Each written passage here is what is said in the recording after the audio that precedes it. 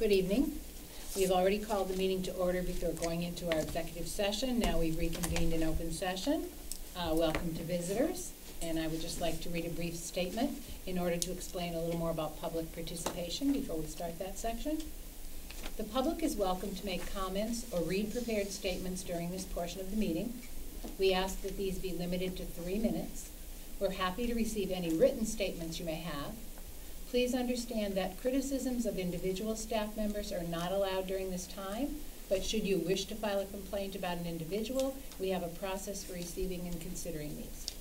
Also, the committee does not respond directly to public comments or engage in verbal exchanges during this time. Our policy is to listen to your statement or question at the moment and then either provide you with a response to your inquiry after it has been looked into, or make your topic a future agenda item so that more information can be provided to anyone. Okay, thank you. So, public participation. If anyone would like to, please step up to the table and use the microphone. I know. And if you could just, if anyone steps up, just let us know who you are in case somebody doesn't know. My name is Joyce Phillips, and you've probably seen me here before for the Gil Montague Education Fund. And for those who don't know, I've also served for 22 years on the Gil Montague School Committee. And I just wanted to speak briefly to some of the remarks and perceptions of the June 11th meeting. You identified policy and budget as your work, yet you see roles and responsibilities in these areas as micromanaging. Policy and budget appear to be a disconnect with your roles and responsibility. In October of 2012, after a year of professional development on governance with MASC, the school committee developed its own operational norms and protocols: who we represent, how we conduct public meetings and govern, how we communicate, and how we monitor our progress and improve our practices. They were laminated, they were placed in front of us at every meeting, and then on June 2013, we had 2 self-evaluations. We did one on our meetings, and we did the other on those 4 criterias of our norms and protocols. This policy is found BAA, Evaluation of School Committee Operational Procedures. It's really your norms and protocols. How are you doing? What do you want to do? The other policy that seems to come into question about micromanaging is CVI, which is the evaluation of the superintendent. The evaluation isn't a gotcha tool. It isn't about failure. It really is a means for growth and improvement in performance for the ultimate goal of student achievement. The same holds for the superintendent, the principals, the teachers, the students, all of them. You need goals and benchmarks. You need evidence that shows how you're doing and what direction you're headed, because nobody's perfect. Nobody's expected that they're going to be exemplary in everything. And when students are successful or not, then you have to have some ongoing collaborative effort of goals and feedback so you can show your professional performance and your student learning. It goes from top down and back up, so you know exactly what's happening at what point and where some work needs to be done. Another remark that was made by a veteran school committee, and I wasn't sure I heard correctly, so I waited, and they put it in the paper anyway. And it said, they feel like an outsider in their own school, and we need to talk with them more regularly. This was an eye-opening moment. Well, if you look at JIB, Student Involvement in Decision Making, this is a state law. It's not a warm and fuzzy thing to do. Every other month, you're supposed to meet, and there's a handbook in the guide that tells you how the students are determined, and they're done in June for the following year. And the superintendent and I, when I was on, we actually met every month for a while with our students because there were some serious issues, and it was a great help. It was great feedback for the principal, for the superintendent, and it was a good way to help us work through the issue and to also make the students feel part of the decision and that they were being heard. The last 2 policies, which really are part of your norms and protocols to keep your community regularly informed and building trust, how do you respond, is KA, which is School Community Relations and Goals, and KE, which is Public Complaints. And I only share this information with you hoping that it will help you connect your roles and responsibilities with your policy rather than viewing them as micromanaging, which seems to be creating an unnecessary challenge sometimes. And you do have 3 members here that know those norms and protocols. They're familiar with the plastic sheets. We all did them together and what they are. And I do have a packet that I'm going to give to Sabrina of all of the information, including the policies, so that if you do want that, if you want the information, she can make copies for you. Thank you. Thank you. Thank you. Connie? I know we're not supposed to engage, but I want to thank Joyce for doing that, especially as a new member. That is Yep. extremely helpful. We've actually Yep. gone through a lot of those this year, those policies, yeah. But thank Thank you for you. bringing them all together. I think that's helpful. Thanks. Anyone else who would like to come up? Okay. Seeing none, hearing none, go on to the next. Thank you. Heather, important events if you could? Sure. Well, we're in the summer, so not too many here. July 9th through August 8th are the extended year services summer school. For the high school and middle school, it's 8 to 12, and for Sheffield, it is 9 to 1. And the one that actually I've added doesn't take place till September, but I know it came out in a couple of emails that the committee got, and just so that it's in everyone's mind, because I think that question was asked at a previous meeting. A charting the course offered by the MASC will be held in Northampton. CES was nice enough to set that up. Bill Deal is here tonight for another matter, but thank you for doing that. And it's not until September 7th, but by some point before that, I'm sure we'll get information on signing up and all that sort of thing. But I'm just letting you know, you can put it on your calendar, because it's not often that we get one that close. And when we have one that close, I know somebody had asked about asking MASC to come out and do it at our building, but they don't tend to want to do a lot in the same area around the same time. So thank you for doing that, Bill. Any others? I don't have the exact specifics of times, but I know that breakfast and lunch are being served at Sheffield, Unity Park, and the Brick House every weekday, And the high school. and at the high school. Well, right, summer meals started on Monday, and I think maybe when Heather's up, We can- we could talk about all the Yeah. locations and. Great. That would be good to get that out there for the public, as well as the signs, which I've noticed that are up. Thank you. Also, Sheffield's summer program is running July 1st to August 1st. Okay, That's the day camp. okay. So that's July 1st instead of 9th. Thank you. Jen, did you have? No, that's the camp, not the That's summer it, that's school. Oh, camp. camp. The day Summer camp. camp. Yeah, camp, the day okay. camp, yeah. Thank you for the clarification. Jen? I actually took my kiddos to one of the lunches today, and they loved it. They got a book and everything. So. Oh, even better. Books, That food, is and great. books. Yeah, Really? it was great. Welcome to Hillcrest playgroups are happening this summer for incoming students and already enrolled students and their families. The dates are July 9th, 16th, and August 6th and 13th, and it will have a story time, a crafts, and outside playground time, and then families will be encouraged to go to Sheffield after for lunch. Thank you. Any other ones that we? All right, thank you so much. I don't believe we have a student report this time. Yep. And our Irving rep is not here, so I won't ask for if she has a report. And if it is acceptable to the committee, we will skip temporarily over the superintendent's report, business and operations, and school committee reports, so that we may have the people that are here to present information be able to do that earlier in the meeting. But we need to decide if that's acceptable and vote on the change in the agenda. I will accept a motion to put under business A, Powertone and the 21st Century Project, the report and presentation as our first item moved up. And the second item to move up, I would like to see the food service policies. So moved. That's item D. Second. Okay, we have a motion, we have a second. All those in favor of moving those items up? Any opposed, abstentions? Okay, with everyone, thank you. So, yeah, would you like to? Yes. Okay.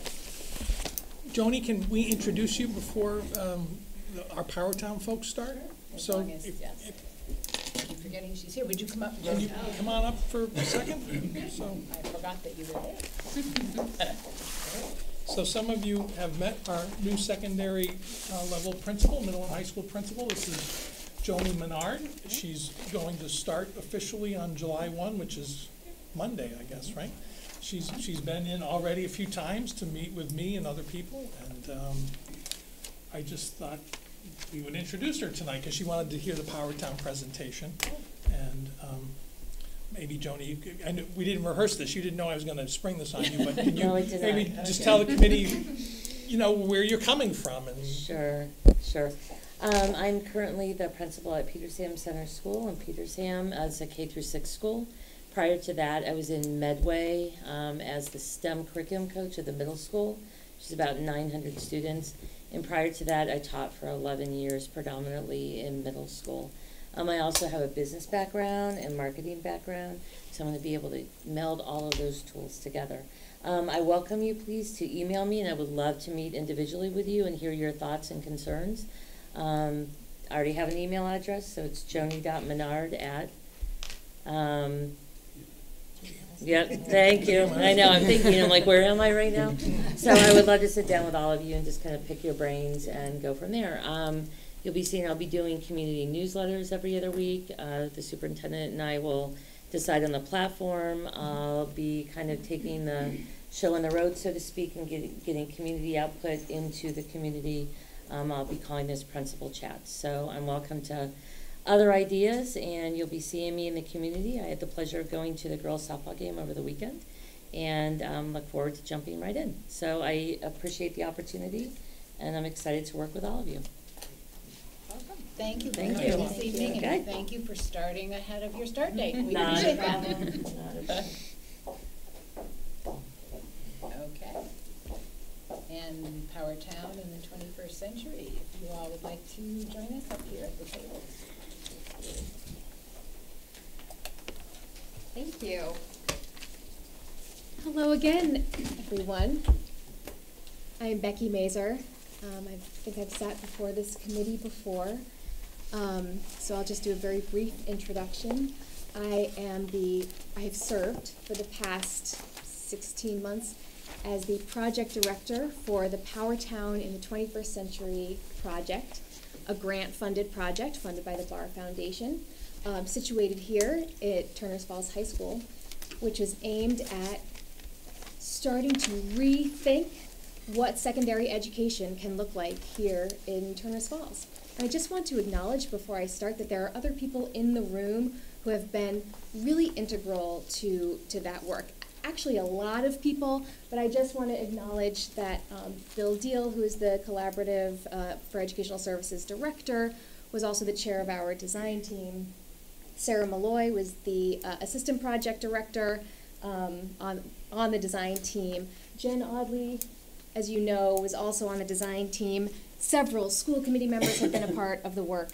And maybe other people in the room too. I'm not 100% sure, but a lot of people have been really instrumental to getting this work started and to the point where it is now. I know you have all gotten a chance to see the report. It is, I think, long and substantial, and I won't recap all of it for you tonight. For the people who are in the audience, I apologize that my back is to you. The full report that the school committee has is also available on the powertown.org website, so people can look at it if they want to see the whole thing. You all obviously already have. So this will be brief. I'm going to summarize some of the things that you have already read, mostly for the benefit of the people who are in the audience and who may watch this at home. Most of this is contained in the executive summary of the report, some of our key takeaways and recommendations for change. I'll summarize some of the conditions that may support or constrain change according to what we found through the course of our work, some of the ways that the Powertown project will continue to support the district moving forward, and of course time for you all to react to what you've read or to what I've said. But before I do move forward, I just want to ground this in the purpose of this project, the reason that the grant was sought anyway, which is of course in the report. But it's about a growing recognition nationally, globally, nationally, and certainly locally, that the model of secondary education that is currently in place is not serving students as well as it needs to. It's not serving all students as well as it needs to for a variety of reasons. And this is true in Turners Falls, it is true in communities across the state, across the region, across the country. And all types of communities like us are going sort of reaching outside the box to try to say, okay, we think there are other ways of organizing education, schooling, beyond the way it's been organized for a very long time, along sort of an industrial model. And what will that look like? We're kind of at the forefront of thinking about what does 21st century schooling look like moving forward? How can it serve our students better? And so that's really the big picture here. And the question that the Powertown Project was designed to start to think about how to answer. So as you know, we were organized into a design team and into sub-teams, and we spoke to people who were outside of the school community, inside of the school community, teachers, students, community members, parents. And we came away with some key takeaways and associated recommendations for the school community to think about. One of those key takeaways was to critically think about new ways to incorporate student choice and voice. As one of the speakers earlier said, this is part of what school is about. It's part of how school is intended to be structured, and yet there are always more ways to think about how to make student choice and voice more meaningfully incorporated into a schooling experience. And some of us who were able to go out to see other schooling models saw different ways that this was being done. Some recommendations related to incorporating student choice and voice have to do with making students' individual aspirations and values central to the way that the school is organized. Creating more structures to empower students, building structures that extend education beyond traditional schooling, beyond what happens, in a standard classroom system, and strengthening the advisory program, which is already occurring here at Turners Falls High School, but trying to leverage it into a system that really works better for students and enhances their schooling experience. Another key takeaway from the project was that Turners Falls High School can benefit from creating a collective school identity in which every person can take pride. One of the things that came up a lot as we spoke to various people had to do with sort of an identity that may be in flux in the community. And when we looked at other models, we noticed that school identity and school culture can be built in any number of ways. And it may be useful for the school to think about what should become our sort of communal identity. What are the values that we hold dearest, and how do we play those out concretely? How do we operationalize those into our schooling system daily so that students are experiencing these things and having a schooling and a communal identity that they can all embrace? And another recommendation related to that very closely is about creating and nurturing and valuing whole school events and traditions. I know this is something that this community is not new to by any stretch, but doing so in a way that really embraces the community as a whole, and all of the social justice and equity implications that has, is something that other schools that we were able to see have interesting answers to that may be useful models for Turners Falls High School to consider. And another key takeaway has to do with the need to transform traditional relationships between students, teachers, content, and assessment. And this, for most of us, is really at the crux of what we think about when we think about schooling. It's about kids at desks being taught by a teacher, and there's content, and we test them, and there we go. And then we march them down the lane, and 4 years later, they come out done. And we know that there's problems with this. We know that it's not quite working as well as it may once have worked, and that we need to start rethinking what all of this means in the new economic, technological, and social environment that we're all living in. One of the key levers to get at that has to do with assessment. and how authentic performance assessments can be more meaningfully woven throughout the curriculum. Basically, authentic performance assessments means how do you let kids demonstrate what they know and what they're able to do in ways that also are helping them learn, in ways that are helping them practice and transfer skills that they've learned, rather than a more traditional model of, memorization. That's not to imply that none of that is happening at Turners Falls High School right now. None of this is to imply that none of this is happening at Turners Falls High School right now. But it is to say that there is a world of innovation happening around curriculum instruction and assessment that may be useful for this community to think more critically about. Another recommendation relates to clearly communicating outcomes for meaningful student success. And all of these things are all related to assessment, all related to instruction. But what does a student really need to be able to do and know and understand before they are sort of endowed with the rite of graduation from Turners Falls High School? What do we really critically care about, and what does that look like in practice? And one of the things that the project has accomplished is a vision, sort of a draft vision for a graduate of Turners Falls High School that holds at its center students' own vision for what their life will be. That is, of course, focused on what we know to be high leverage skills of collaboration and communication and critical thinking that we want every student to have, but that may not look the same for every student. And so a vision of the graduate is not about necessarily a distant day when we will say that a student is done, but how a student puts together their program of studies, their journey through their secondary schooling experience in a way that deeply connects to the person that they are becoming and that they already are. And there's also some fairly specific ways that instructional practices can be adjusted to help meet students where they are personally, socially, intellectually, academically, across all domains. And that is incredibly difficult work. It's work that is being undertaken by Turners Falls High School and by the district as a whole, work in terms of differentiated instruction and all kinds of growth mindset and all different ways of thinking about what the profession of teaching really is. But again, the relationship between what it means to teach and what it means to learn is something that in places where there's a great deal of innovation happening, those relationships are shifting. Power shifts a little bit away from school adults and toward the students.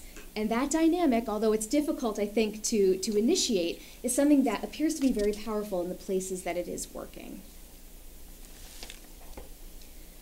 Through the course of Powertown's work, we of course found conditions endemic to the community that we think may be ready and there and primed to support this type of change, and conditions that could potentially constrain it, of course, or can potentially support it.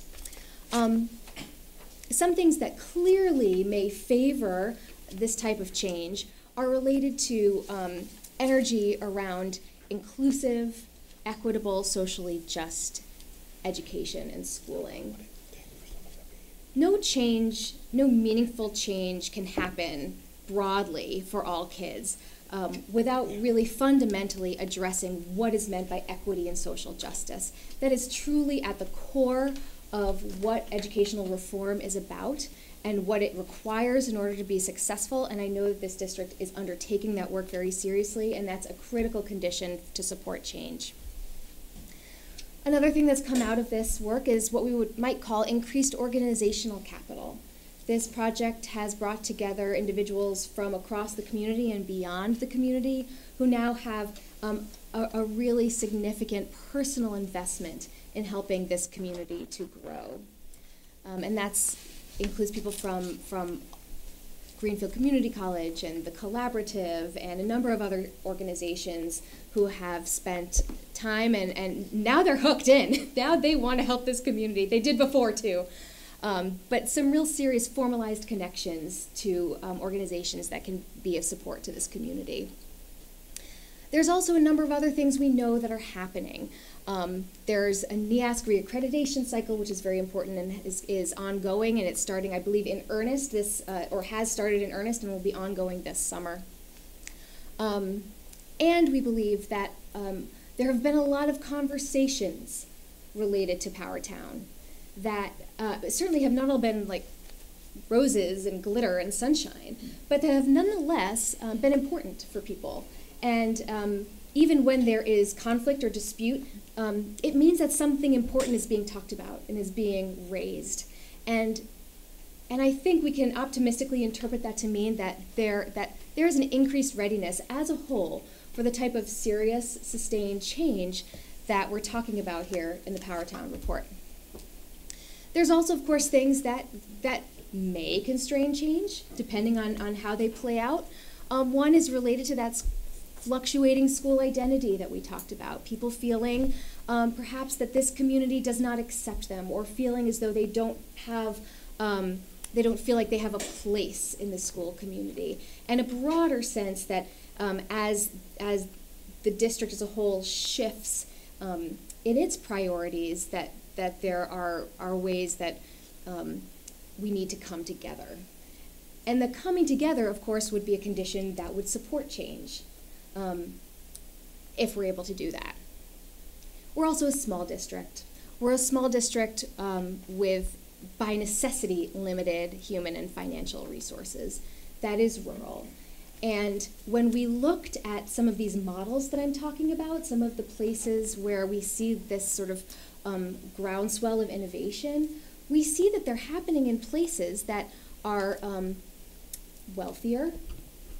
They may be rural, but they're generally sometimes more affluent. They may be in states with a much friendlier policy landscape. They may be in terms of education, not broadly policy.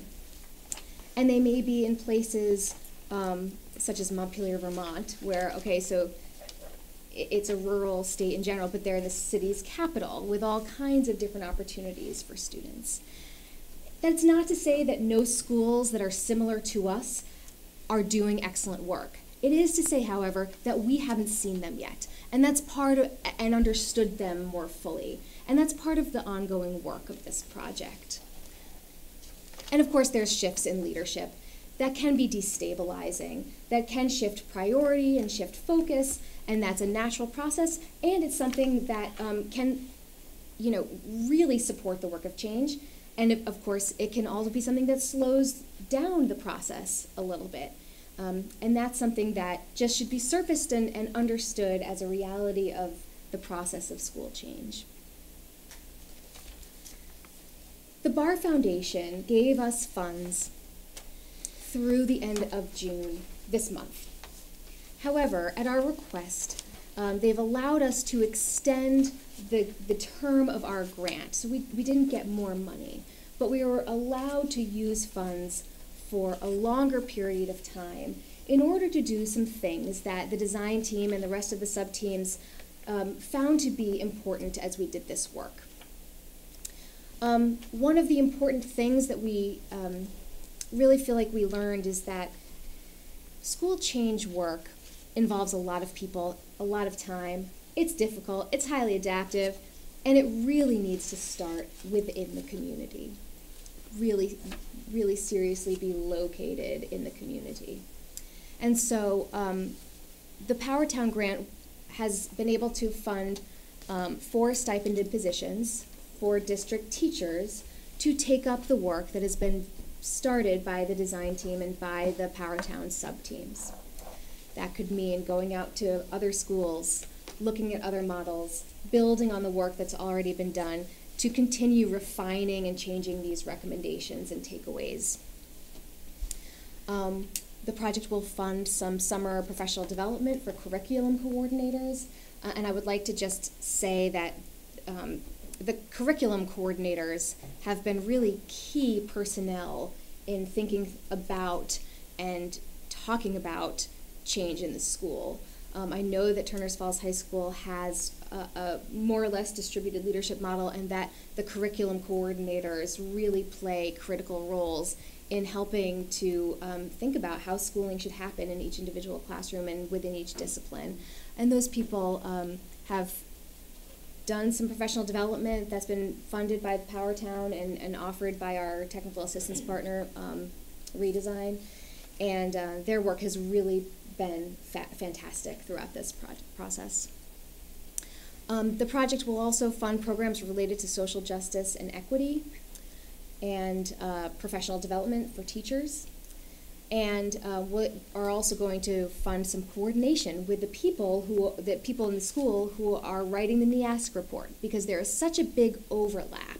You know, what NEASC asks you to do is take stock of what's working, what's not working, what you can do better, and then sort of envision what that looks like. And it's not an accident that some of the work of Powertown is related to that. That was sort of by design. We knew that NEASC was coming up, and we thought that there's no reason to do these things twice. We can work together and add to what the understanding of the NEASC committees is and their data, and at the same time, they can learn from some of the things that Powertown discovered and incorporate some of that into their thinking about what exists at the college, at the high school, and what might exist in the future. And now, I hope I have not used too much time. That's fine. Okay.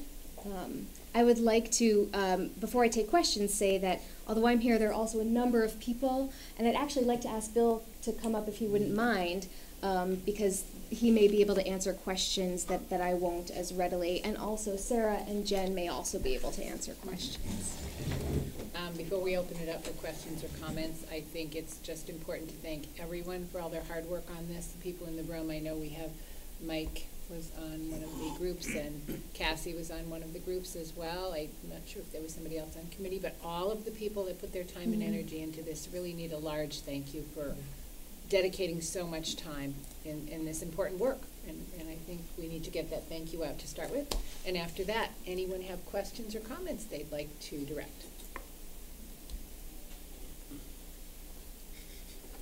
Mike? Well, I want to reiterate that I'm in complete agreement with your, not that that's important necessarily. But I want to endorse what your summary for key takeaways and recommendations. And I hope we'll all take a look at that in the context of what was developed by the groups. So moving forward, now your participation is structured in a way, it's governed by the grant. We are still obviously very concerned about the future of high school and doing better for our kids and all of that. I don't think there's any appetite for like starting some whole new process, certainly, but I feel like there are things we can do in the meantime, because you're waiting to see how we sort of figure things out, settle down, and bring in new staff and reach some stability. But there also has to be some way we can be moving forward on that at the same time. So maybe I'm not necessarily looking for an answer right this second, but we can continue the conversation. But through this process, what conclusion I've come to is, we know public school is a one-size-fits-all, has to be. You have to serve all of your students, period. It's the law, diced up any number of different ways, but there you go. And we saw and I really appreciate the vision of the student. What we don't know as managers of a business necessarily is exactly what our customers are looking for. So one size fits all. Okay, what does that mean? Well, we know some people want a lot of AP classes, and we know that other people want some other things. And I feel like we need to get that list together. That's not to say that, and then we can do it all. Hey! But before we can convince people to make change, they have to have some idea of what that's going to mean for them. And if we can be working towards their end goals as opposed to our end goals, that'll help the process. And then so I'm wondering if you have any experience with that. You must. On the ground, okay, parents, what do you want? There's no right answers, no wrong answers. We just want to collect it because we need to know everybody thinks before we can structure, I mean, there are customers. What do the customers want? So I think a couple things around that. So the first thing is, our vision is always bound to our experience. And so I think part of what Powertown tried to do, we want to keep trying to do, is to put other visions in front of people. So asking parents what they want, I mean, what I would say is I want my kids to go to high school just like I went to a great high school experience. But that isn't necessarily the best thing for my children, grandchildren now. So I think one thing is to put other visions, visit schools, other visions for about what's possible, and then also to have forums and so on to collect information from the community. I think one thing Becky touched on in our lineage is really have to have kind of a united sense of what Turner's Falls is and what we're about and who we are. And that was one reason why I know Superintendent Sullivan and so on pursued this, was the idea of you are losing students to other districts and so on. Can we develop a vision and an identity here that's going to be very attractive, not only our students and our parents, but also to other folks to come to Turner's Falls High School. So there was a business impetus for that as well. But I think one thing is getting a vision of what's possible in addition to asking what you want. Does that make sense? Sure. Thank you.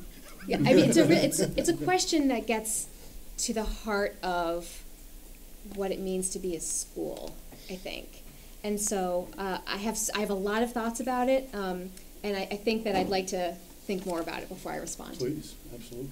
Yeah. Maybe one of the things, Mike, I want to mention is that the Bar Foundation was actually appreciative that we told them how far we went and that we weren't ready to do an implementation grant, which we weren't. Sure. We needed to do more work, we need to have more involvement and so on. But they've left the door open to apply for an implementation grant if, in fact, for example, this year between the ask and the work that we're moving ahead here, we feel we're ready to, we could put in a proposal. I think we want to refer down the pike to do that, but I think there are opportunities to find other sources of funding going forward as well. Got it. Thank you. And I also just thought to myself, I'm sorry, Go ahead. to add that we're not really waiting for anything. We have permission to go forward and sort of pass the torch to people who, with our support, to people who want to take up this work within the school. What that looks like is something that we need to get feedback about from you all, from Dr. Sullivan, from the incoming principal, of course. But we don't feel like we need, like the ball's not in our Powertown court anymore. It still is, and there's still things that we feel like we can move down the field, court, Whatever. sports analogies, Nice. families, move forward a little bit with. Thank you. Thank you. Teresa, do you have a question? Yes, I was just reading about, this weekend, about individual students directing their education. And so that is a coming thing from what I was reading about. But I'm wondering how you, if you looked at the problem of how you temper the student, running their education or looking to be a major part of it, when you have 14, 15, 16, 17-year-old kids who, don't know a lot of times don't know what they want. And I've seen several examples. Somebody from Turner said, he graduated and said that what he graduated in, he worked for a couple of years and then he went in a totally different direction. And he said to me, I wish I had gone to the tech school for this. And I kind of said to him, would you have been able to make that kind of decision, when you were that? Obviously, you didn't make that decision because you weren't ready to, kind of thing. So that's what I'm not understanding about this process, this coming direction, how you get kids to be able to have a vision like that. I mean, that's a tough one for kids. I mean, asking kids if they're going from 8th grade if they want to go to the tech school or if they want to stay here is a big decision, and it's not always, something that they can make. And so that's one of the concerns I have. I like the idea of this, but how are people addressing that, I guess, have you found out how that's going? So I have a little experience in this. I worked at an alternative public school where it was self-directed learning. And that's where going to visit other schools is going to be the most help. You can't envision it until you see it working. Mm-hmm. And so this school happened to be very much based on internships. So we had academics 3 days a week and internships 2 days a week.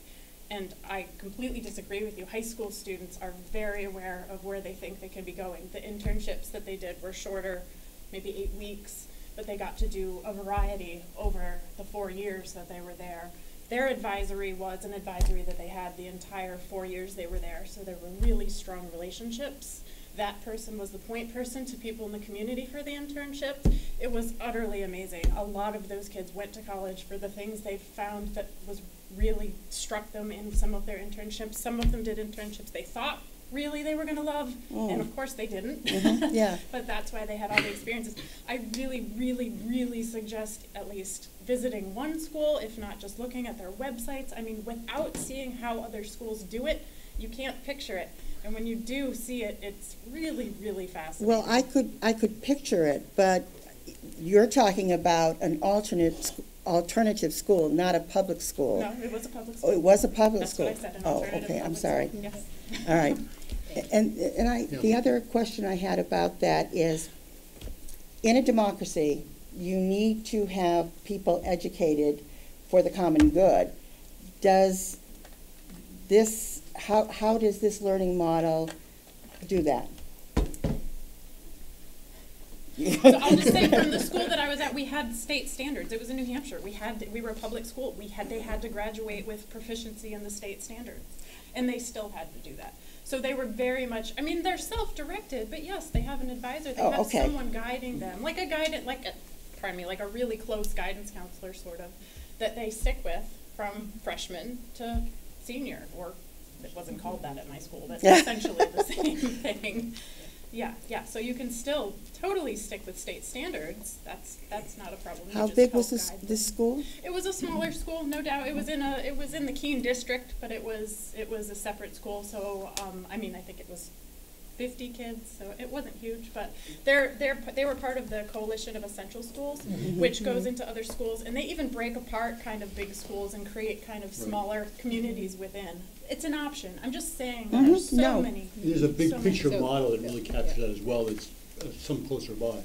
I think your questions are right on questions that are really important for us to wrestle with. And one of my thoughts about the common good notion is, in rethinking schools, we're thinking about what's the common good, not now, but in the future. And we know that most jobs that are going to exist for my grandchildren don't even exist now. So the common good is having young people who can think for themselves, who can learn going on, who can explore through work and so on, who can do the kinds of things traditional education wasn't necessarily preparing kids for as well as we could. So part of the model of new schooling has to do with that kind of common good. And then secondly, the idea of working in teams, doing projects and so on, is partly based on developing those kinds of soft skills that kids really need for their future and the community's future. So I think embedded in the work is that question, which is really critical that we wrestle with. And American education is based on that, so thank you. Yeah, the questions are important, thank you. Thank you.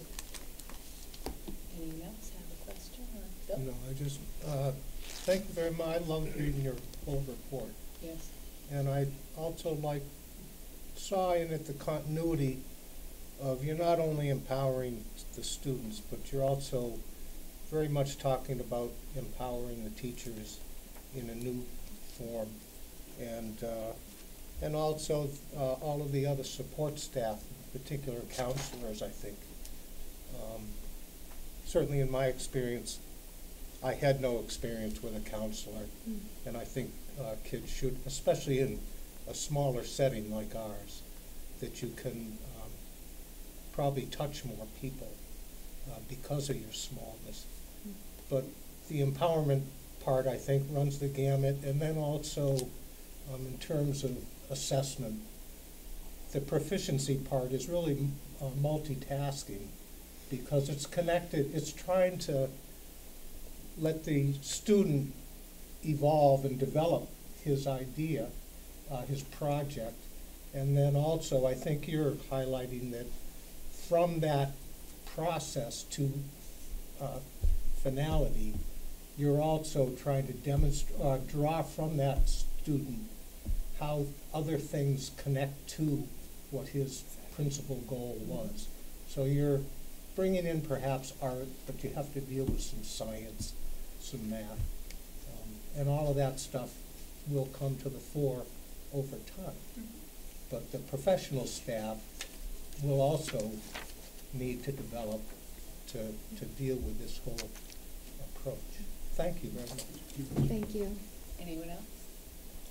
I guess for people out there, I would just like to again recommend the powertown.org site so they can read this report. Again, it's very rich and it's very full of important information. Lots of work was done and it shows in here, and anyone who'd like to read that is welcome to go on that site.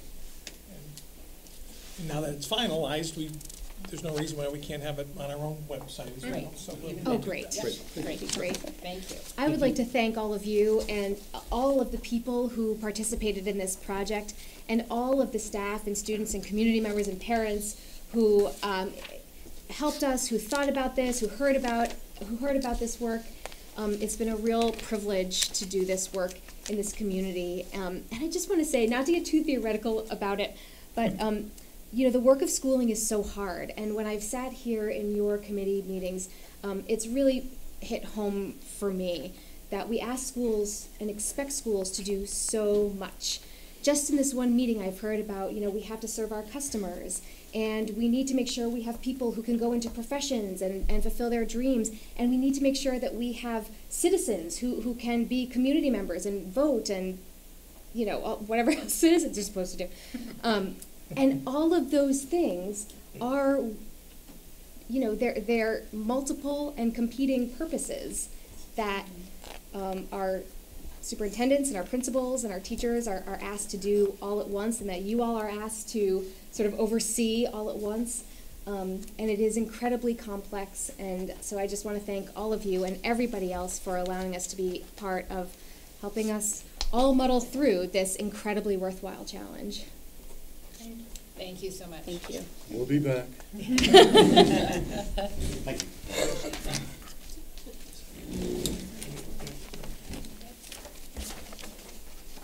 And our second area that we moved forward was for food service policies. And I know Heather Holmes is here this evening, if you'd like to come up.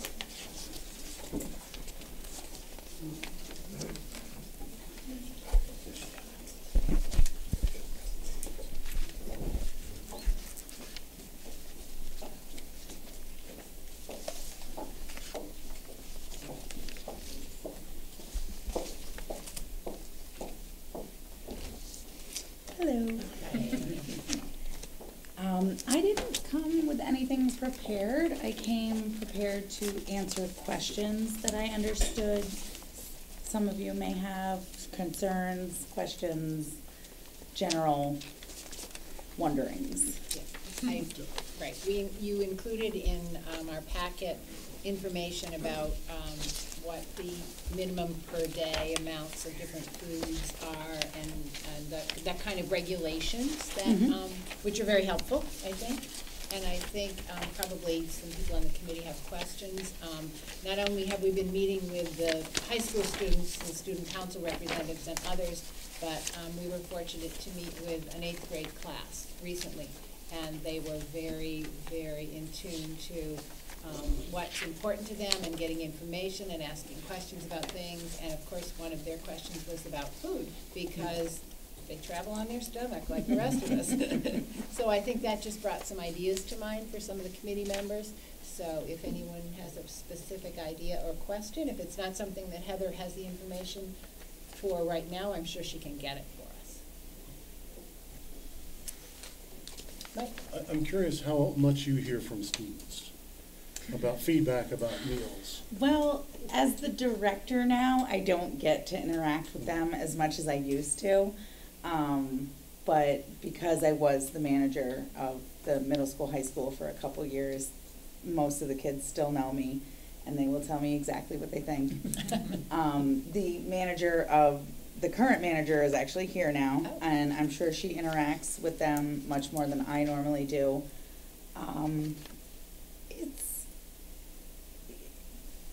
It's a one-on-one kind of scenario when you're in the lunch line and kids are coming past.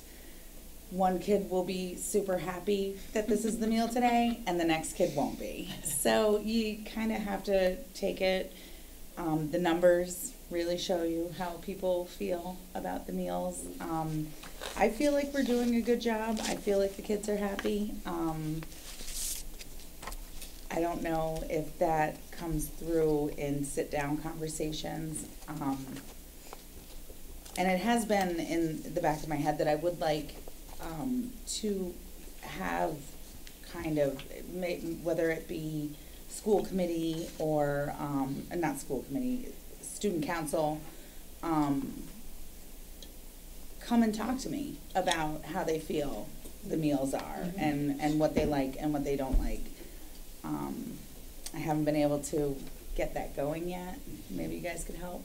And if I could follow up, and you haven't really heard any sort of organized, a bunch of the kids were talking and we were thinking X, Y, or Z. Not specifically, no. No. Okay. Fair enough. Jen? I think I remember when you came to talk to us earlier in the year that you had like a focus group or something at Sheffield, and that went really well. I think what some of the members that went to the meeting with the 8th grade students heard is just that they wanted to have more of a say. So I don't know if it would be worth doing like a survey or something yearly, just to say kind of like our favorite is this and we hate this, and or something like that. Just because they want to have a say. That's all. So some way that we can make them feel empowered, that their voice is being heard. The Sheffield, so it wasn't so much of a focus group, like a coordinated sit-down conversation. I go to Sheffield a lot, just in the regular course of my day. I go to each of the schools. So a lot of times I will make a point to go out to the cafeteria and just kind of hit tables and talk to kids and get feedback. And I've always gotten good feedback. And and they tell me, like, we want more chips, we want more syrup, we want more French toast, and you'll see the guidelines. There's only so much I can do. But I am trying to give them what I know that they do want. And so I think maybe at the higher levels, where that's good, that's great at Hillcrest and it's great at Sheffield, where they feel like, the head lunch lady came through and I told her that I love cucumbers, but I don't like carrots. So stop putting carrots on the menu. But maybe for the older classes, for the middle school and the high school, some type of focus group. And I would love your guidance on that. I don't know how to form that. Who to speak to, who to go to create this group that I would be more than willing and happy to meet with to get their feedback. It's occurred that perhaps our new principal could be helpful in setting that sort of thing up. Absolutely. Sounds great. Haley? Are we next? Nope, I just put my hand up. Noticed you It come must out be of you. order. Tell me, I think, and then you. I'd love to see something just as simple as a shoebox, like a suggestion box in each We've cafeteria. done that in the past. Yeah. It's not great with middle schoolers. You don't get the information that you're hoping for. I've been in restaurants, if you liked your meal, ring the bell kind of thing, so, I don't know. We do that, because we've had taste tests in the past, and we've asked kids, they're much more vocal than they are willing to put anything on paper. So it really comes down to being out there, and that's on my staff. Like, I'm the director, so I'm at my desk a lot. I try to get that out there as much as I can, but my managers give me the feedback that the kids give them.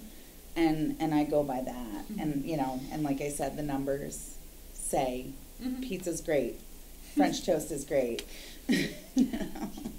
So another particular concern of mine is student hunger, and that if a child is legitimately hungry, that they be able to get something.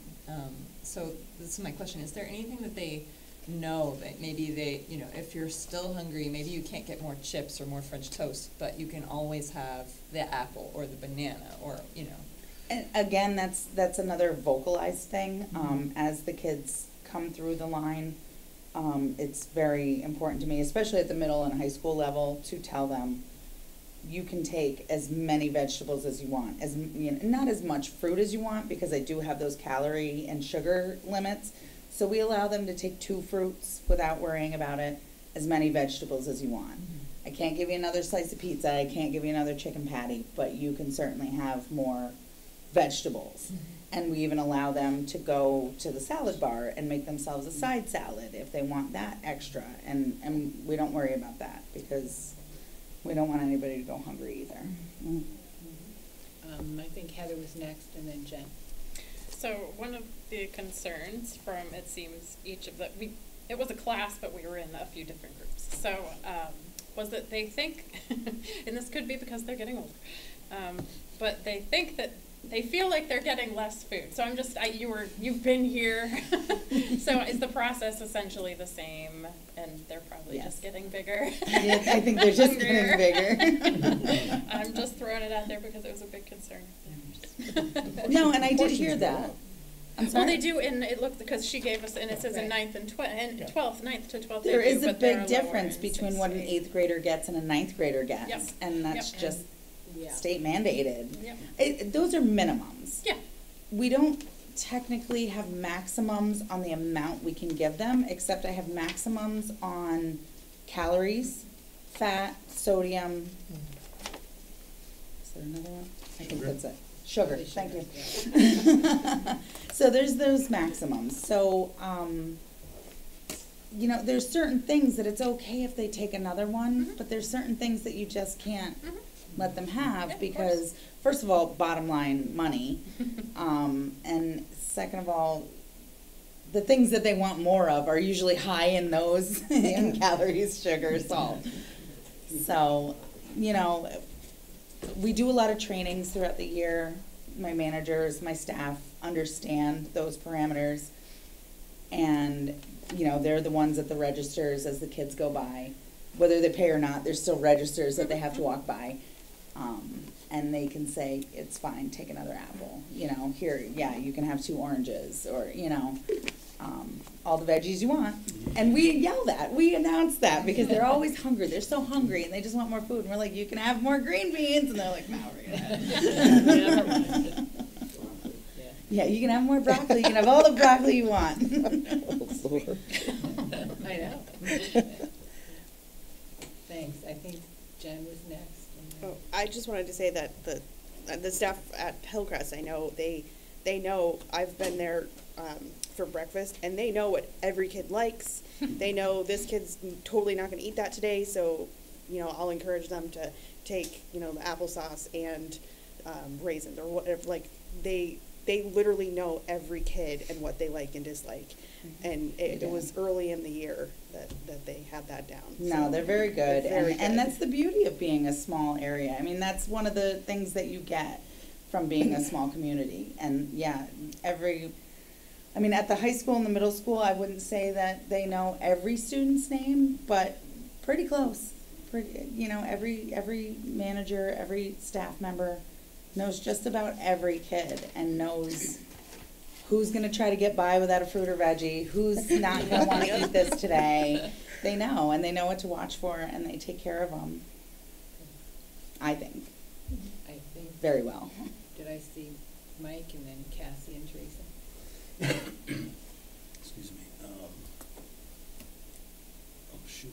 Go ahead, Cassie, I'll have to dig it back up. We'll circle around back to you. Cassie. Well, I was just going to say, too, I mean, we have breakfast in the classroom as well, which has been a giant success, because not only do kids have the opportunity to eat when they get to school if they didn't eat at home, or even if they want to have a second or third breakfast, but that food also stays in the classroom. And I know, at least at Sheffield, I can say there's a lot of teachers that take the uneaten food, and when kids are hungry during the day, that's what they're eating. And so, again, it just, you know, we not only do we have to think about, making sure they're eating in the lunchroom, but, we're fortunate enough that many of our students, if not all of our students, have that opportunity to eat during the day when they're hungry.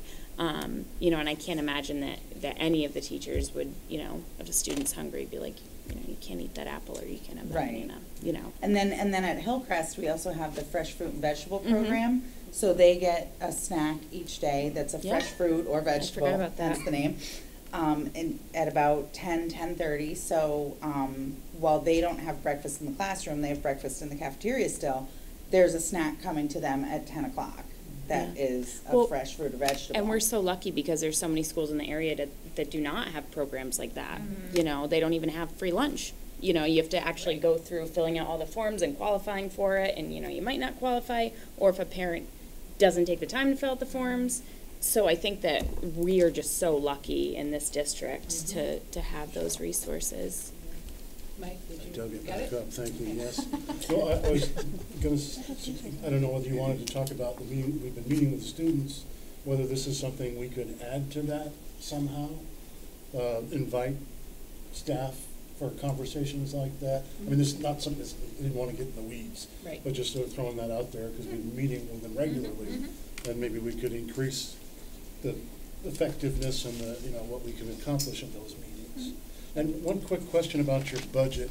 So we get 73 cents reimbursed from the feds for our program. It's much more than that. Per dollar. I don't. It's $2.38, I want to say, per lunch that we get reimbursed. Yeah. Don't that's quote what I me on that. remember. Right. Well, I'm sorry. How is that working out? Is really my question. I think, unfortunately, because of the CEP, I believe that we are. The way CEP works is that for how much percentage you have of free and reduced children, they divide it by that and they do this multiplier, come up with the number, and then you get reimbursed. There's different levels you get reimbursed at. So you get reimbursed maybe the $2.38 for every free student, and then a different amount for reduced, and then a much lower amount for somebody that they would say should probably have to pay. So how that is working out, we're still working on it. Okay. We're at the end of the year. We're working on our budget. The numbers weren't as great as we wanted them to be. I think, Mike, just a little aside, I think Joanne in her report has mentioned this time that she's going to go into the nitty-gritty of the financial issues and how that's working out in general. Okay. Since we've had that program expand this year to the middle and high school. Right, and we should have more information later in July, once we've closed the books on the year.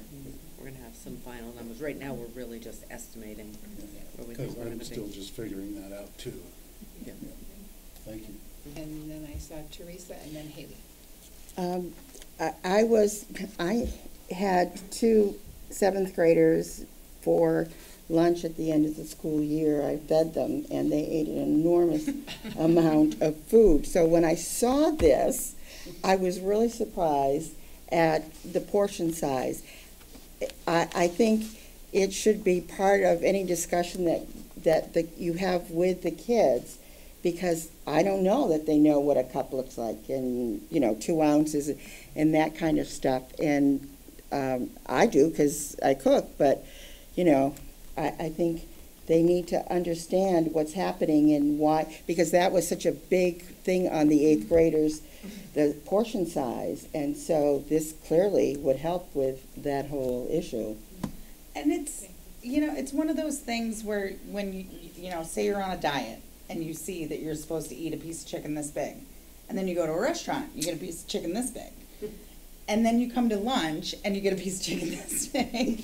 We call it grinder day, but it's this big, and when you go out to eat, you get a grinder that's the size of your head, and it's hard for them to understand that, between federal mandates and bottom line costs and health, it is hard. It's got to be a collaborative part of education, to teach the kids, this is what healthy eating looks like, this is what activity looks like, this is exercise, this is all goes into who you are, you know, and your body. And, you know, it's a hard battle. So do I have it right that Gill is the only school that we have that's paying for lunch right now? Yes. And so can you talk a little bit about how overdue student accounts are handled? That isn't really Heather's role, is it? I mean, is that your role? No, at all. Oh, Heather too? Yeah. Everybody has to, sorry. So the overdue, so I know, I was told that there was a concern about lunch shaming. That does not happen in this district. No matter what school you're at, no matter what you get, you come up. We call it a complete reimbursable meal, which means you get the meat, you get the grain, you get the fruit or the veggie or both, and a milk. You get that, and if you owe money, so be it. You still get the same, there's no cheese sandwich, there's no backroom meal that you get. You get the meal. As far as overdue bills, because it's only Gill now, probably every other month, I mail bills home to families and say, you owe this. I've gotten a lot of feedback recently. I got a lot of money back. You don't get it all paid for. And I think when they're large and severely overdue, that's when I meet with Joanne and maybe Michael and we pass it on to the lawyer. But other than that, it's something that we just kind of have to take on ourselves, because I'm never going to not feed a child. Thank you for making that your first priority.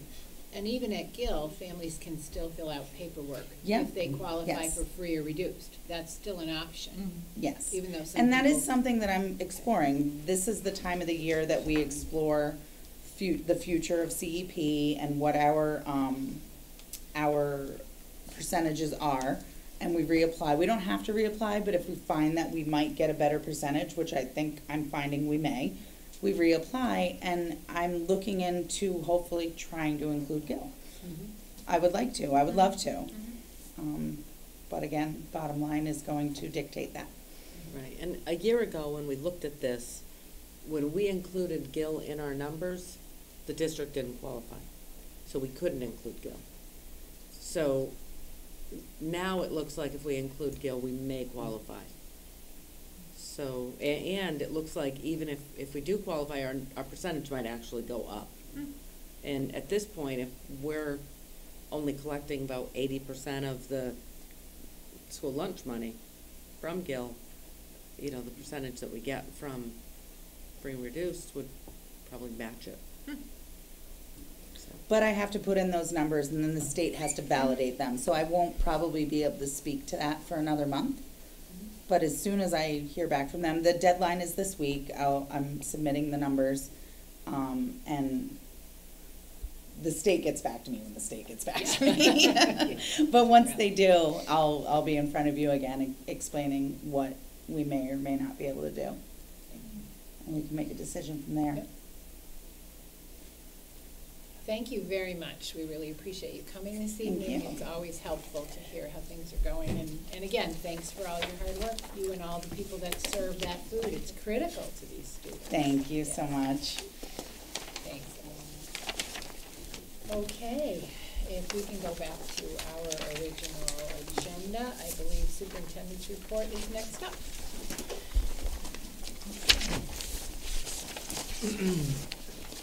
And we have kind of a closing time Right, roughly that's why I'm scheduled for watching it. tonight, so I'm aware of that, so I'm not going to read much of my report, except I will kind of list what's on it. I first told you that Joni Menard would be here tonight. The thing, if you email her name is spelled Joanne, like Joanne Blyers, so just make sure you write Joanne.Menard. She pronounces it Joni, but it's written as Joanne. Then my second item, I just wanted, I mentioned some of the things I've been up to the last couple of weeks. Middle school graduation, Connecticut Valley Superintendent's Roundtable work, a nice recognition of Franklin County work on restorative practices, and Kara McLaughlin got a big recognition at that. There were all of our areas, state legislators were at that event. That was nice on June 14th. And then the attendance of the softball game, and then of course, Guildtown meeting passed our budget and all of the capital requests on Monday, June 17th. So that certainly is something we want to recognize and appreciate. I mentioned, earlier this evening to you that I think that we had a responsive classroom training on June 18th to the 21st, which was well attended by about 25 elementary school staff, including some administrative assistants went to that this year. Then there's a report from our athletic director, Adam Graves, about the whole year's worth of sports achievements, and a lot of great things occurred this year across all three of the seasons. And then he ends it with the big return to the state championship for softball once again. And even though they lost the final game, they won the Western Mass Championship. And Coach Mullins recorded his 700th career softball victory this season as well. So those were some of the things there. And then finally, it was brought up last meeting, what specifically has been done at the secondary level related to civil rights and discipline things since it became a high-profile issue at mid-year. And so I gave you kind of a chronological summary of that for your information. And that's my report. I just have a few things that I had been asked, and I figured I would bring it forward. Thank you for the chronological timeline. One of the things that Teresa and I were both talking about last time was the tangible evidence that this has been either success or there's been a reduction in the incidents. So we have Kathy Smith was finalizing all the discipline data for the year. We'll have that at the next regular meeting, along with a comparison by categories of the previous year. Also, from grades 3 through 12, kids took for the third year in a row a school climate survey. That information is sitting on the table in my office, and it needs some serious tabulation and collation before the July 16th meeting. So what Jane and I and Heather need to talk about this, but what I'm envisioning on July 16th is a lot of data for you about how the year went at the secondary level in particular. The other thing, sorry, I'm still. Yep, sure. Is anything planned for a celebration for Coach Mullins? Like, I know we had talked about that like a couple meetings ago, in terms of recognizing his 700th win. Is anything going to be planned or anything done district-wide or high school-wide? So I just figured I would throw that out because I was asked. Okay. Also, I had a couple of parents come up to me. I did attend the middle school graduation because I had two graduating. And I had quite a few parents who had come up, and I was disappointed to hear that they were disappointed to not see, after the graduation, in the reception, sort of like the lack of administrative presence. So I know that, Joni's here just to kind of point out that, that's something in terms of building community to be accessible to the families and to students, especially during like something as huge as a middle school graduation. Oh, okay, good information. I was there as well, and the announcement it was for families. And I felt that was, because I was at the actual graduation. Right. But I felt that they said the reception downstairs was really? for the families. That's and I thought, I didn't want to. That's new. I mean, just even like to like I said, it came up to me and was like, they would have loved to see the administrators there. That's good information, because it was presented as a family event. Right. That's good information, Thomasina, thank you. Middle don't have jobs. Yep. Okay. And I think that was. Thanks. Heather? I feel like that's a pretty good point. I want to point out that the Connecticut Valley Superintendent Roundtable, our superintendent was chosen as the group's executive president for coming school year. Yeah. Anything else? All right, thank you. Next item is business and operations report. Joanne? Okay, I have the May transfers in your packet for your review. I believe there was just a handful of those. You have one page. If anything changed areas within the budget, the categories, then you would have approved those before they happened in May. I have disposal of surplus equipment. So we haven't done this in quite a long time. I don't believe I've brought anything forward to get rid of. But we have some vehicles that we do need to move on to a better place. So they're listed here, and also in your packet is a more description of those vehicles. We have a bucket truck that we had received from the town of Montague. But it won't pass inspection. The lift is not able to be used. A Dodge Caravan, this is one that had formerly been used by the food service department. That vehicle will not pass inspection, and the repairs will cost more than the vehicle is worth. The Chevy pickup truck, which is the one that we're replacing with the capital project, the capital budget approved by both towns. That's the one that wouldn't pass inspection, so we were keeping it on as a plow vehicle, and then it wouldn't go in reverse. I remember that. Yeah. And then we have a sander, and that is an older sander that was an extra one that we had that we also want to eliminate. I just have a quick question about selling any of these vehicles. Is the school bound by Massachusetts law about being able to inspect something that you sell? I mean, as surplus equipment, it doesn't fall under. You can always sell something for not a lot of money, for parts only. You can always sell something for parts only. Yeah, okay. So we will put this out on our website. We don't spend a lot of money advertising this, but we can send it out to a lot of the junk collectors around, and people will bid on these. And maybe we'll get a couple hundred, more than we would get by just bringing them to the scrapyard. Right, that was my question. Okay, so then I would need a vote to dispose of those items. Okay, I'll entertain a motion. I make a motion to dispose of the surplus equipment listed here. Okay, Heather made the Did motion. you hear that, Serena? I'm sorry. Barely. Sorry. Make a motion to dispose of the surplus equipment that is listed here. Thank you. Second. And Cassie seconded. Any discussion of that? Tommy? Where does the money go? Once, The money goes to the general fund. any particular line or just a The general fund, so it supports our regular budget. So it'll just go to support the general fund budget and roll into E&D, any excess. And will the total number be reported, like we got X amount We for all of will the surplus? report it Okay. back, how much we got. It'll be in the other revenue line of the Okay. general fund budget. That other revenue line. Yes. Okay, All right, the so we next, need we have a motion, we have a second, we need a vote. All those in favor? Any opposition, abstentions? Nope, unanimously, thank you. okay, the next item is school committee warrants. So we had a couple of reimbursements that are going to school committee members, and so you need to vote on those warrants. So the first one is warrant 1957 for $50.08, and this was the June 4th negotiation meal to reimbursement to Mike.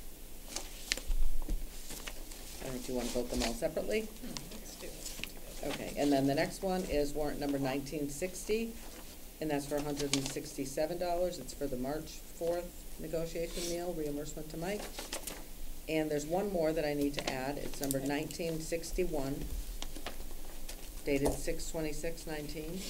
It's for $900, and that is to pay For me. pay Cassie for the bar classes that she taught from April 4th to June 15th. And that was through a grant that we had, a wellness grant. What's the date? 26. June 26th. Oh, wait, it can't be June 26th. June 26th, that's tomorrow. June 26th is tomorrow, that's the date of the Oh, oh, warrant. gotcha, gotcha. Because we print the checks tomorrow. Just wanted to check. Because some of these things have to be wrapped Right, up. right, right. That's fine, I just before wanted to make sure that July that was 1st. correct. No, she didn't teach it tonight. Oh, it's today the 26th? No, she taught the classes from, All right? Yeah. Look at paper for you. I have those dates, That's why we're ending I early. got a, nice. from April 4th to June 15th. Okay.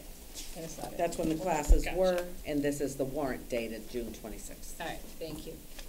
Denise, and then. May we separate these out? Joanne had them, the warrants for the negotiations, food or whatever, and then she just added on Cassie's. Okay, Can so we do how the would you two like food us to warrants separate and them? then Yep.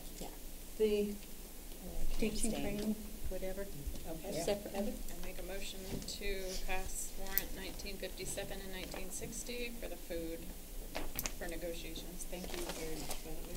Yep. So we need a second. Just Second. for those two, Cassie. Okay, so we'll vote those first. All those in favor? Oh, I'm sorry, discussion. May we? I'm sorry. I am watching the clock, Timmy. You trained me well. I'm watching the clock. Oh, Go ahead, Timmy. I have concerns about this. I have never known that the school committee has purchased food for trainings.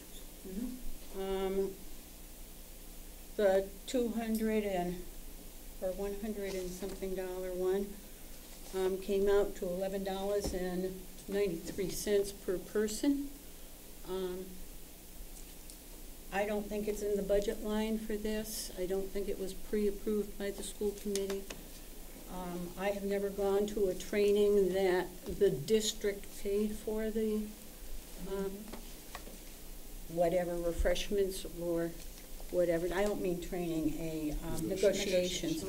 That the district has paid for refreshments or meals or whatever.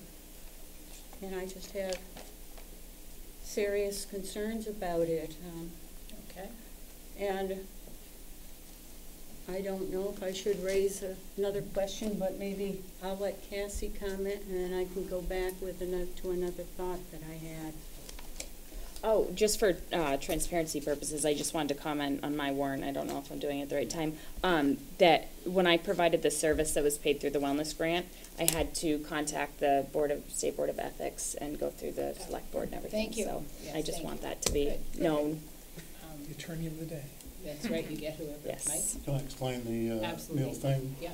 So for the last two negotiations, not this year, but the two before, Unit A paid for our meals. There was always a meal at the negotiation session, that was agreed. And Unit A paid for all of them. So this year, as we were discussing in the negotiations, that arrangement, that didn't seem fair, so we agreed to split that. Can we do that? We'll find, something in the school committee budget or whatever. The March meeting was at a time, also, the meetings are on Mondays when the pizza place is closed. That's why one of them is $50 and one of them is more, because the place to eat isn't available. But we went to another place that the Unit A had bought food for at previous meetings. So in terms of deciding what's an appropriate amount, I used that. They've already invested that much in our negotiation process, so that seemed perhaps reasonable. There were also more meals bought, because at the time we were expecting another member to be on the negotiating committee for the Unit A. That never materialized, but we didn't know that at the time. And something we've come to understand is that our facilitator won't eat the food. But she's being, just saying, no appearance of conflict of anything, which seems totally appropriate. But that hadn't really been established at the time. And so, and trying to accommodate the potential for different dietary considerations and understandings. So that was so it was something that we as a subcommittee discussed in the presence of the superintendent of and the business director, which is not to say that that's the process and so it's okay, that's just how it happened. But in the means of giving you all the information I have. Right. And I think in the future, it would occur to me that it probably should go through the whole committee, once I thought about it. I mean, it had happened before, and I thought actually some food had been bought by the district, not for negotiations other years, but for other workshops or meetings From time to time at different times. I know even back when I was teaching, that was happening sometimes, that there was food provided. So I hadn't really thought about that. Yeah. And I say the last 2 years, Unit A paid for it all. The negotiation before that, we split it. Because I bought some of those meals as well. Right. So we took turns bringing the refreshments. Yep. So it was sort of standard operating. It wasn't a brand new thing. It was just had been changed since the previous 6 years or 8 years or whatever it took us to negotiate 2 contracts. Okay. Any other discussion? Jimmy? 2 points. One is that I believe on Unit A, I do not sit on it, but I believe there are 4 school committee members seated on that. And I question if by voting for this, they would be voting in conflict and that they should probably abstain from a vote. I just sort of watched the motion, and it was none of the people involved in it that made the motion or not. The other thing is, I know that I have been at negotiations, and members of the committee have bought out of their own pockets to bring in food or sweets or something, and the group shared it. I might say it should take very serious thought on the part of everyone voting tonight, because I think this will open up Pandora's box, and I do not believe there is enough in the school committee line to pay for Unit A, Unit C, Unit D, GIC negotiations, and buying dinners for all of them. And I think it's a very serious vote being made tonight. I do not, Thank you. Heather? I'm happy to take back my motion if you want to take back your second. However, I do want to say I still would want to reimburse Mike for this, since it's just been past practice, even though we didn't bring it. And then we can certainly discuss what to do in the future. That's So I will entertain a motion by someone other than Heather to approve these. So moved. Cassie, thank you. And I believe we need a second. You need a second? Not me. No. No, I can't. Bill? Go ahead, Bill. Yeah, Bill's yeah. made the second. So Cassie and Bill? All those in favor of reimbursing this, please indicate. Was there discussion? I'm sorry, we could discuss some Yeah, more. of course. Yeah, Okay. yeah, of course. Jen and then Tommy. Well, I think that because it was past practice and it was the understanding on that particular date that Mike should not be solely responsible for paying this. I think Mike should get his reimbursement, but I think maybe we need to put this, make a policy, have an agreement per what group we're negotiating with, that the full committee votes on at another date for the Thank you. future. Yeah, that makes sense. Tommy? I think Timmy has a very valid point. I'm very nervous about many of these motions and things that are passing where after the fact we're like, oh yeah, that policy, we should have did this. So I'm very nervous about that, and I'd like to get clarification before we move forward with things like that. I mean, that's a big deal. I don't want him to be out of any money. You spent the money with the expectation you were going to get reimbursed. But that is a very valid point that Timmy's. It is. Also, who is abstaining because they are part of this? So is it just? And Haley. Right. So that's 3 individuals who will not be voting. Four, because Four. Mike is the other one. So That's a good point of pretty much order. you will probably have it even split. Point of information. Mike? Could we ask Russell, whether someone who ate the meal needs to abstain from the vote? Russell, Or whether it's just the person who's being Sorry, I'm just. reimbursed. How much money are we talking about? $217.08 over 2 evenings. It's a lot of money. So I think Mike should abstain. I think the other three, you know, you're under $50 apiece. So Oh, that's right, you can get reimbursed. because the committee, you know, the association was eating halfway through too. And Carl, I think ate even more than that. Okay, but So I would say just Mike. okay. I mean, you referenced association. Association has nothing to do with our budget. No. Russ Okay. represents. Us. No, I'm saying he said the association has that, like $50 or whatever, so that's why I want to Well, make sure. no, that's an okay. ethics for Okay. us on school Okay. committee as well. Um, Teachers, school committee, so- everybody's a The $50. 200 you would divide by all the people in the room is my point. So Right. the association was there and the. Okay, so can we just clarify that Mike is the only one abstaining? That's, sorry. the recommendation from the attorney. Okay. Any other discussion? All those in favor of reimbursing? Yes, I'd like a point of clarification. I'm sorry, Jane. No, that's fine. If we vote this, then when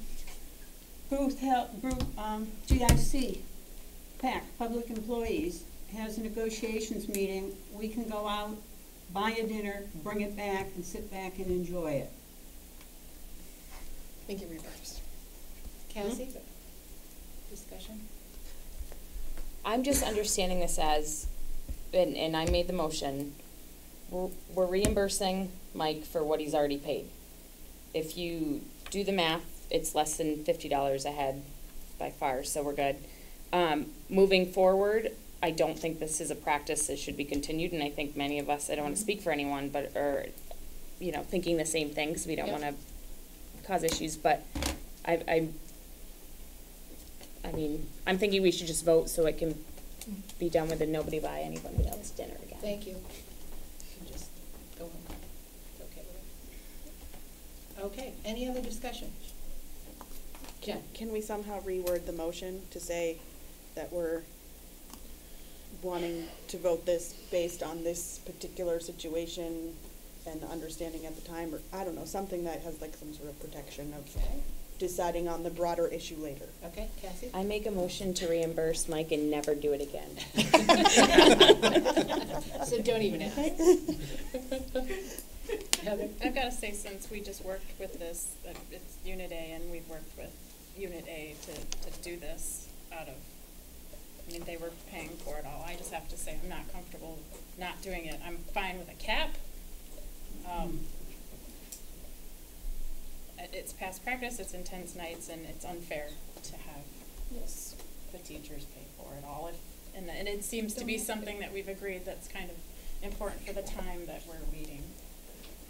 I'm just throwing that at Jen? My point was just that we have this discussion separate from the vote to reimburse And I Mike. just wanted, But, you know, there's factors that come into play, like what time you're meeting, how long you're there, and all things like that, you know, right, we can talk about in the future. Okay, I'll put that on my list of things to talk about. Criteria, maybe. Right. Agenda item. Agenda items, it's just growing by leaps and bounds. We're good. Okay, Heather. That said, I don't even know if she can adjust hers without the person who seconded it saying that, and I can reword it. I was kind of just kidding. Ever again. Yeah, I know. No. So if we're So okay I'm with the conversation. Yeah, Cassie? I don't think you have to, because I think the person who seconded you didn't agree to it anyway, so. Oh, okay. Yeah. Okay. So it didn't really change. Whatever It just has to say mentions these warrants to be reimbursed. Isn't We that got how 2.5 Robert- minutes. isn't that I how know, Robert's I'm rules trying to get work? these people to finish, not my fault. But isn't that how Robert's rules work? This person who Yes, seconded they would also have has to agree. change. So it. just They- however it It needs to be. hasn't actually changed. Yeah, okay. All those in favor of the not revised motion? No editorializing. And, okay, all those opposed? All those abstaining? So we have 6, 1, 2. Am I correct? 6 in One no. favor, 1 no, and 2 abstentions. Am I correct? Mm-hmm. All right, thank you. Okay, we can do this in 2 minutes. We have 2 minutes. Going back to the original agenda, we have a food service. Wait, we still have to do. Oh, I'm sorry, I'm sorry, go ahead. We have another Joanne. warrant. Yep. There's the Cassie's warrant. I moved Oh, to- Cassie's warrant, I yep. moved to pay Cassie.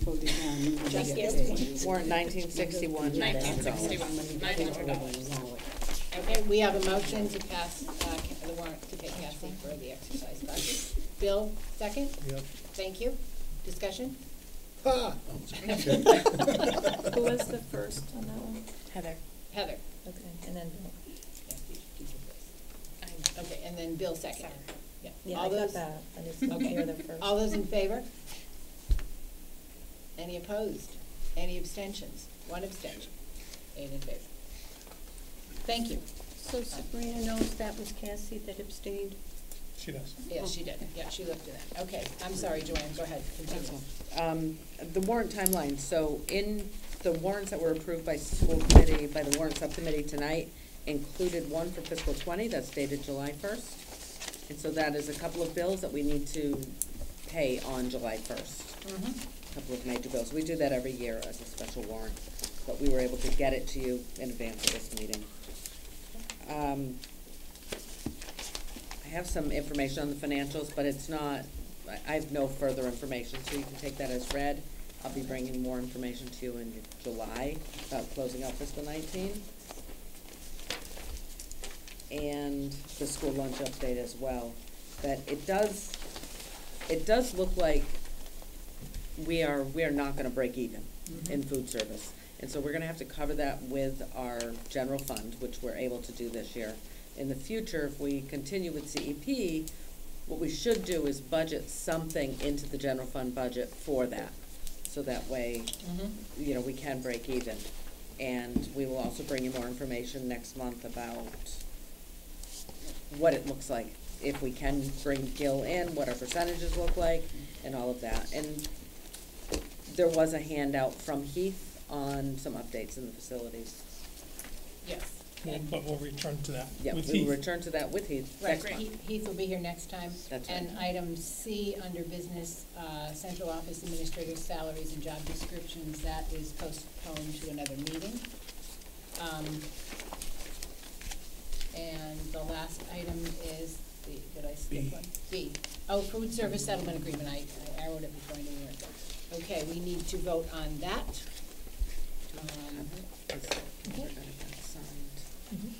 So moved. Timmy moved. Executive session. We need a second You for want that. to? Heather, seconded. Any discussion? Tommy? I do have, I don't know if there was discussion about this, but I just didn't see it here, and I wanna make sure, I wanna make sure that it's not, like I said, it's not listed here, that all Unity employees are on the correct scale according to their years of service. And I don't think that that's here, and I wanna make sure that that's what's happening. Okay. So the way we adjusted these people is These employees. these employees, they were on a specific step in fiscal 19 getting paid for that all year long. And so what the agreement was is that they would get one extra step in this year and get one extra step last year. So we took the step that they were being paid on in the current year and added a step. Are they on their correct step for their years of service? I just wanna make sure of that. Because my expectation, even when I was in the district, and if I was here and I was getting on step 2, I was getting $11. And I knew that next step was gonna be 25 cents, next step, my second year, my third year, I was gonna get X amount. No matter whether you dropped a step or whatever, their years of service dictates where their step is. And no matter whether it's recalibrated to be step 3 gets dropped or whatever, but I just wanna make sure that they're on their correct step according to their years of service. Cassie, did you have something? I guess I'm not following. No. How can you, if you, Yeah, we dropped steps, so, I mean, the people were bumped up regardless, so I don't think you can align the two completely. I think. A step doesn't mean a year. A step doesn't mean a year. I understand that. What I'm saying is that even whether it's step 1 that now became step 2, they're still moving up a step according to. They're moving up. Yeah, yeah. They're absolutely moving up. But when we eliminate steps, so let's say somebody's on step 3, and we eliminate 2 steps. so they dropped down to step 1. They're now, it's called step 1, but the money is still more than it was when they were at step 3. And from the explanation here, that was negotiated with the unit. That's fine, like I said, the number of services, whether you call it A, B, 2, whatever, like, it's still going to be, you know, your first step was $11. Then every year you're gonna get whatever the increase is, it's going, yeah. So And that's that what I is wanna make sure. absolutely happening. Okay, I wanna make sure, because it's not listed, it's not there. Yes. Has, question or information, has it been explained so that the employees understand this and agree to it? Because we got sort of in this because we negotiated and then I don't know, the union person didn't adequately explain or something allegedly to them. I don't know if we can say that in public session. I don't really think we can. I mean, as far as the negotiation sessions, like, it's clear between the two parties, so I think that's where we kind of exit the equation. Thank you. Thank you. Okay, we have a motion, we have a second, we've had discussion. Are you ready to vote? Okay, all those in favor of the settlement agreement as stated on the paper this evening, indicate. All those opposed? 5 in favor, 2. Mike's in 6. Yeah, all right. 6 in favor, 2 opposed. Thank you. Passes. Okay, next on the list, we have the facilities update information. The discussion with Heath will be probably our next regular meeting, if that's acceptable. The last item F is the MASC-MASS joint conference in Hyannis to be held in November. I know that seems like a long time away, but by July 15th, if school committee members would like to attend that, we are given a reduced rate. If people decide that soon, if somebody can't go, it can be given to another committee member. And I believe in order to, the actual conference and the meals indicated as such that people wish to partake in there, that money comes directly from the district, and Sabrina's the one who signs the individuals up for that. If people have mileage, they need to keep track of that themselves and submit it. But I think as a committee, I believe we need to vote to expend the funds on any members who would like to go, as well as reimbursing their mileage. I think that has to be decided ahead of time, not after. Jimmy? I believe that the food, if you go into a meeting and you're served dinner. Right. That one Sabrina takes care of. Right, anything that's listed on here. That's right. And if you don't, you keep your receipts. Right. And you get reimbursed. Right, I didn't, thank you, I neglected that part. If you don't attend the meals that are included as part of the conference, you need to keep track of it yourself and get reimbursed later. So I will accept a motion to, I would hope to allow any members that so desire to go to the MASC conference November 6th through 9th. 9th. Someone? Second. Any discussion about that? Just point of information, your motion covers just the expenses that's listed here. It does not include I'm trying to make it cleaner, Okay. but I can accept No. a motion that includes the other item as well, if that's. No, I just wanted to be sure I understood. Okay, because this part Sabrina's signing you up for, please let her Okay. know. If you have any questions about attending, those of us that have gone recently would be happy to answer questions. Jennifer, Haley, Heather, and myself attended last year. Got a lot of good information we brought back. So all those in favor of the motion as stated? Looks unanimous. I'll also accept a motion to reimburse people for their travel expenses and any individual meals that they purchase when they're submitted appropriately. I believe travel has to be according to, there's a particular one. You can only record the mileage. I think it's Google, but we can find that out for you. MapQuest, maybe. Or I thought it was MapQuest as well, but you have to keep it according to a particular, you can't just use your speedometer. You have to take their word for it. Denise? Just a little insert, not including alcoholic beverages. Oh, yeah, no. that's- Well, no, Right, I right. know, Good but point, good point. I didn't think about including those. I probably, you've not? never thought about including them, but thank you for mentioning it. We want to include that. All those in favor? We didn't have a motion and a second on that. I'm Oh, sorry. so That's moved. I just assumed somebody mentally moved it. I'd like to move to reimburse attending members on travel, mileage, And meal and expenses. food, meal expenses, Okay. not including alcohol. Okay. Do we have a second? Second. No, Unless it goes in your gas tank. Yeah. That kind of alcohol in your gas, don't give it. Okay, and we have a second. Heather? All those in favor? It looks unanimous. Thank you very much. We don't have any minutes tonight. Let me know if there's. Don't is we that have to everything? approve the rest of our warrants? Oh, yes, we have to vote the rest of the warrants. Sorry. We're really late, so, okay. We have to go back to warrant subcommittee Sorry. approval. We need to approve the fact that the warrant subcommittee has signed the warrants. I'll accept a motion. Is that effect? So moved. I don't have the warrant numbers on me though. I I don't know if we, Do we need them? She's got Um, them. We usually have the number. I can get them from Nicole tomorrow. Okay. I've done that in Okay. the past when you guys Okay. don't If have that's them. acceptable, the warrants that were signed this evening that you will attest to, right? that everyone received via email, right? Right, Yes. and they were, email, everyone got, so, Mhm. Everyone has them. okay. Any, Right. we have a motion, we have Unless you didn't. second, I didn't see a second. Second? Oh. Heather, yeah. Any discussion? All those in favor? No, I was just gonna ask if Joanne had the warrant numbers while she's here. It does I not do. matter. And you can give them to Sabrina then, because we Yes. said whatever they are, we approve them. Yep. I'll just get them tomorrow. Any opposed, any abstentions? Okay, thank you. We've been moving so fast. Did we vote on that July 1 warrant?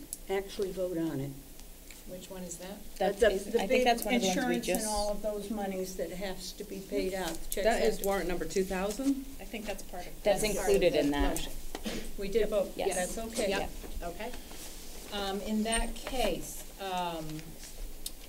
I'll entertain a motion to go into executive session pursuant to Mass General Law, Chapter 30A, Section 21A3, to enter executive session to discuss strategy with respect to collective bargaining or litigation. If an open meeting may have a detrimental effect on the bargaining or litigating position of the public body and the chair so declares, we will be inviting Superintendent Sullivan, Recording Secretary Sabrina Blanchard, Attorney Russell Dupree, and Attorney Carol Lynch She's here.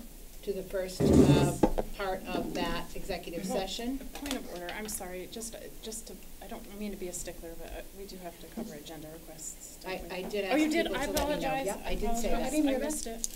I'm sorry. I'm- Agenda request? I said if you have any others than the ones I put down, Gotcha. please let Gotcha. us know. Sorry, I was- apologize. thought that was, but I could do that again. And the second session, we will invite in Superintendent Sullivan, Sabrina Blanchard, Recording Secretary, Attorney Russell Dupree, Carl DeJura, Laurie White, Mary Chafee, Terry Capucci, Amy Icorn, and Robin Whiteman.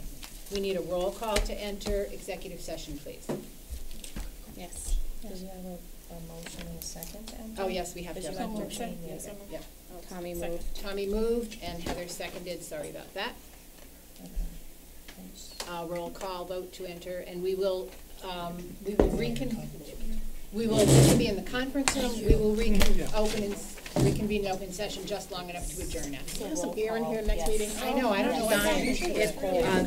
There's something wrong with the air right Oh, now. there's They something wrong with did, we the had system. somebody come in. All those turn in it on. favor, we need a roll call. Yes. Okay, and me, thank you. Yes. I'm gonna take 2 minutes to get down. Please do. Wait for you.